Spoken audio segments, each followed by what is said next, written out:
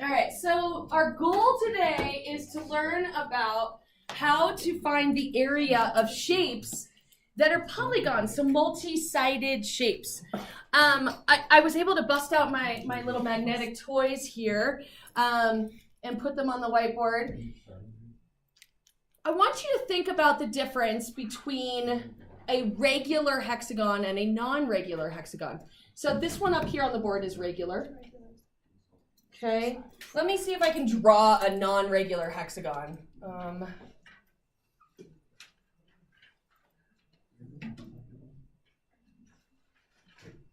Okay, that is technically a non-regular hexagon. And it's even concave, which is kind of weird. We haven't seen any of those. All right, if I was trying to find the area of this is a much different problem. Today we are only going to deal with regular shapes, okay? It allows us to have some special processes that we can use. If it's not regular, you would basically just try to break it up into maybe a triangle, a trapezoid, or more triangles, okay? So that's kind of what you would do if it was non-regular. When it is regular, what we can do is we can imagine this shape, this multi-sided shape, pentagon, hexagon, octagon. Imagine it inside of a circle. And it's because it is a regular shape, its vertices, its corner points are going to perfectly touch the edge of the circle all the way around. We like this. This feels really symmetric to us, okay? And the beauty of that is when we go to find the area, I want you to imagine, I made this with these little magnetic toys. If we just find the area of that triangle, how many of those triangles are in there? 6 of them. Okay, so the beauty is we are really just going to find the area of this triangle and then multiply it by 6. And we can actually do that with any shapes. It doesn't have to be a hexagon. So imagine this pentagon. Let's start by drawing in the radius from a vertex, from the center to a vertex. So this right here, if we draw it out to there, and we do that all the way around, what you'll see is I can take this pentagon, and it's now divided into 5 congruent triangles, right? This is one congruent triangle, second, third, fourth, and fifth. All right, who knows what car symbol this is? Oh, I know, it's so ancient. It's like from the 70s and the 80s. It doesn't exist anymore. This is a car symbol.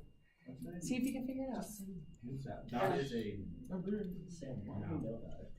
is a... Mercedes looks more like a peace sign. That's like a small. You're close. It's either, I think it's Chrysler. Chrysler. Oh yeah, they're still around. They're still on the roads. They're few and far between. Okay, so those are the radii. Radius, radius, radius, radius, radius. Now there's one new word I need you to pay close attention to. It's this tiny little word down here. Put a box around it, highlight it, do something special. The apothem is an important word because it is the height of one of the isosceles triangles. So it is the height of one of the triangles created by the radii. Now, sometimes the apothem will be given to you, and that's good. I mean, because that's like the height of the triangle, so you can use that to find its area. Sometimes it'll be drawn in, and it'll be drawn off to the side. For each triangle, there is an apothem, okay? But it would be the same all the way around. What do you suppose? Oh, what could I call? So just thinking about like some of the symmetry going on here. What can I call that triangle? Maybe. I would say it's equilateral in this case. But what is it called in this case? Isosceles. Definitely isosceles. Okay, so these triangles are always going to be isosceles. They will be equilateral or equiangular only if it's a hexagon. Okay. But they're always isosceles. Always an isosceles triangle, because look at the radii. Alrighty. Now, one of the pieces that's going to be really important is that you find the central angle, right? That central angle is sort of one of the primary angles in these triangles that we're going to deal with. So it's a simple formula. You just take 360 and divide it by the number of sides. So if we're taking a pentagon and we wanted to find the central angle would be 360 divided by 5, which is 72. Thank you very much. Okay, got it. Alrighty. So then if this is a 72-degree angle, and let's say I draw in another one down here, this would also be a 72-degree angle. Now, what do you suppose is going to happen when I draw in the apothem right here? What's it going to do to that 72? Split 6. It's going to split it in half. That's right. Right? Because this is a perfectly symmetric isosceles triangle. So that's what we're getting at right here. Let's find the indicated angles on this octagon. Now, you do kind of have to catch this, right? This is actually important. There won't always be a picture. Okay, so you do have to read the words. So let's quickly do this. Okay, 360 divided by the number of sides. Octagon is 8 sides. 360 divided by 8 is 45 degrees. So here's what I know. I know that one of these central angles right here is going to be 45 degrees. So I believe that is the first question. Awesome. 45 degrees. So then what about RCZ? So from R to, what about this one right here? It is going to be half of it, exactly half of it. So what is that, 22.5 degrees? Okay. What about ZYC? Careful. Start at Z, go to Y, go up to C. Well, what if we did the 180, we took away the 90, and then we took away the 22.5, and what do we get? It's 67.5 degrees. All right, and then what about, let's see here, CZR, oh, boop, 90. I feel like those questions are out of order. D should come before C. All right, these are important steps, so sometimes we'll just ask you to do those. All right, taking a look at this hexagon, because it is a hexagon, what would be the measure of its central angle? 360 divided by 6, so 60 degrees. Awesome. Can somebody name for me a radius? I'll give you a hint. There are 6 of them. AJ. Okay, AJ is a radius. Ooh, somebody said IJ. IJ is not a radius.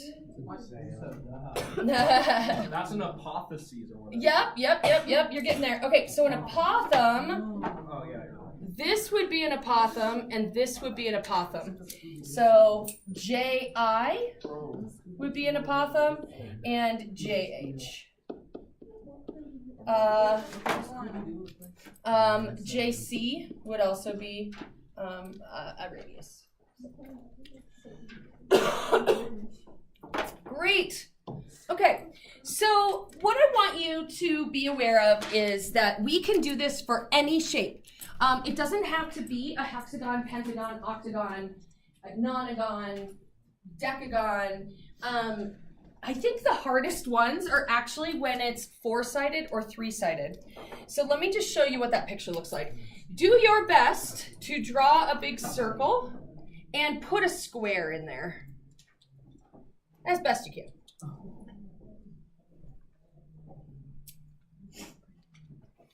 All right, I know that we already know how to find the area of a square if we know its sides.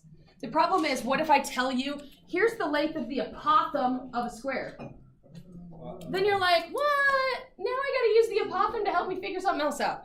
All right, so keep in mind that you could have these isosceles triangles inside of a square, and you could have an apothem right here, okay?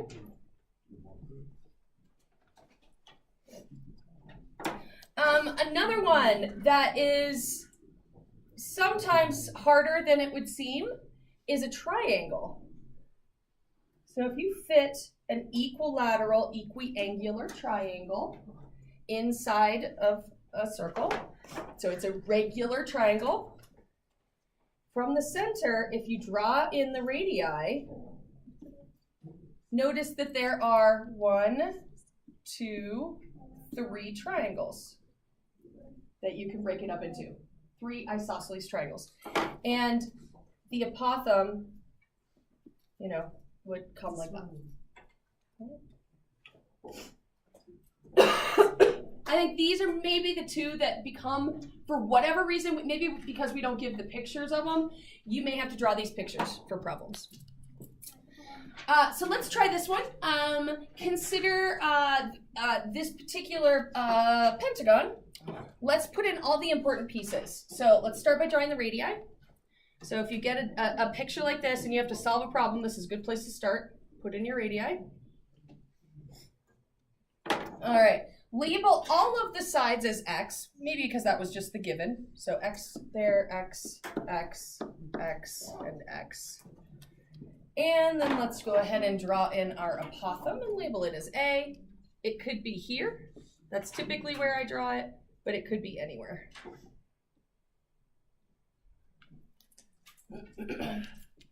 Now, let's think about the area of this regular pentagon. Let's do one of these isosceles triangles.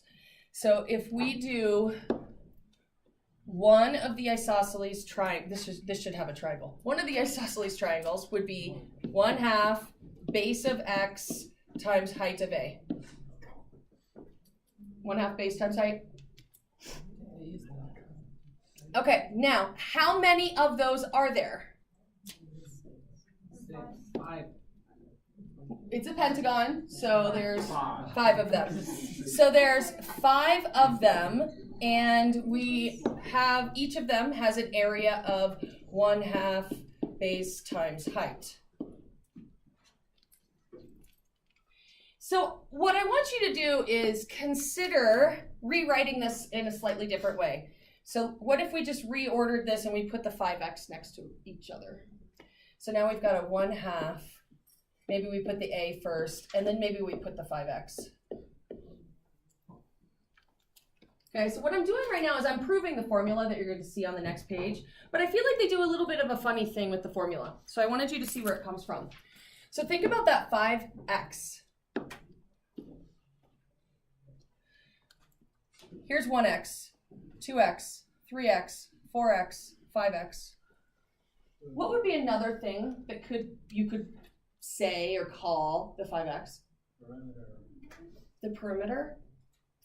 So what's going to happen is the formula has the perimeter. So this is the perimeter.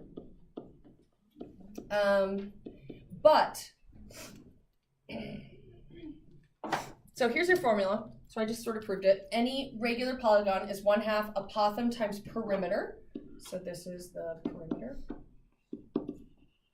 However, the way that my brain works is to think of it like this. So your alternative approach, so I would say here also, one thing you could do would be the number of sides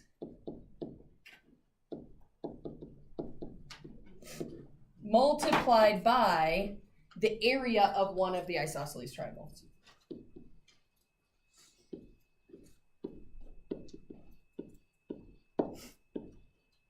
And usually I find that to be just as quick. I do not care which formula you use, as long as you're doing it right.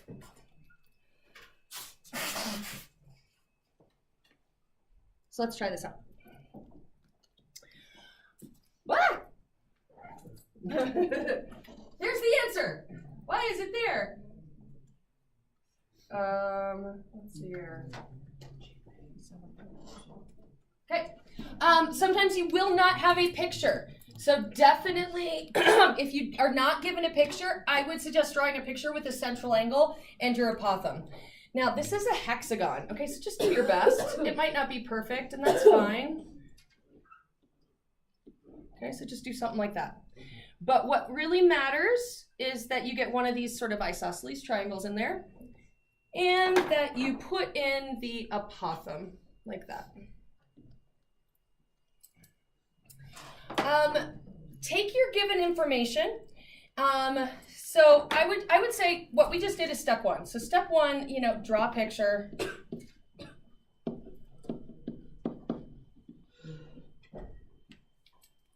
And then I would go ahead and for step two, I would get your central angle. Go ahead and get your central angle. And so in this case, it's 360 degrees divided by 6.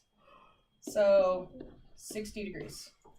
So that means that this entire angle is 60 degrees.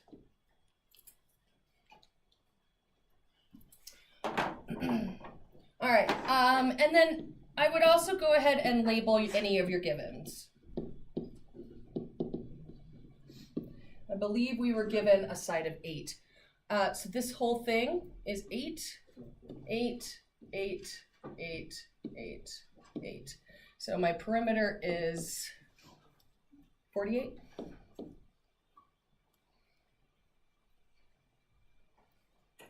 All right. So let's see here. In our next step, what I want you to do is look at the right triangle. And basically what you need to do is find the missing piece. Find what piece you need.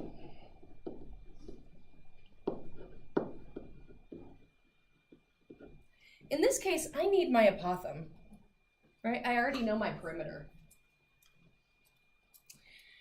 So let's think about this triangle here. What's going to happen with this 8?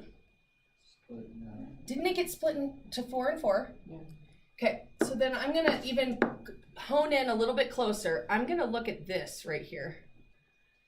And maybe I draw that a little bit bigger. So let's see what we've got here. We've got a right angle here. We've got a 4 here. This is my apothem, which I kind of need. And what is this angle? 30. 30, good. Just be real careful with that. Okay, so now, well, this would be x, this would be 2x, this would be x root 3. So therefore, don't I know that the apothem would be 4 root 3? I've got all the information I need. So area is 1/2 apothem, 4 root 3, times the perimeter, which is 48. So I believe that is what, 96? 96 root 3 units squared. I did half of 4, which was 2. 2 times 48.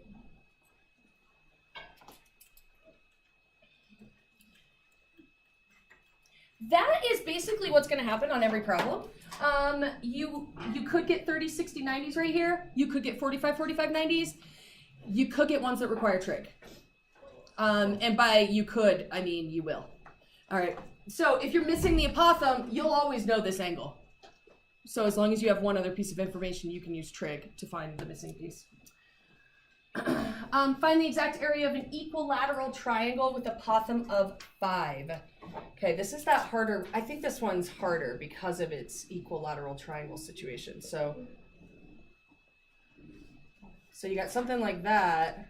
You've got your radii going out, and it's this piece that's 5. Let's see here. How about the central angle? 360, there were how many sides? 3 sides. So the central angle is 120 degrees, meaning this whole thing.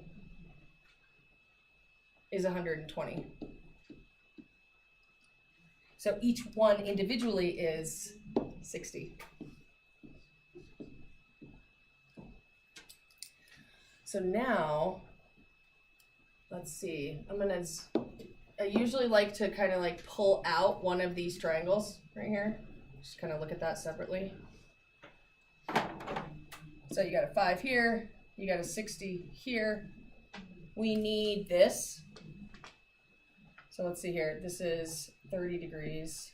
So this is x root 3, and this is 2x. So 5 root 3.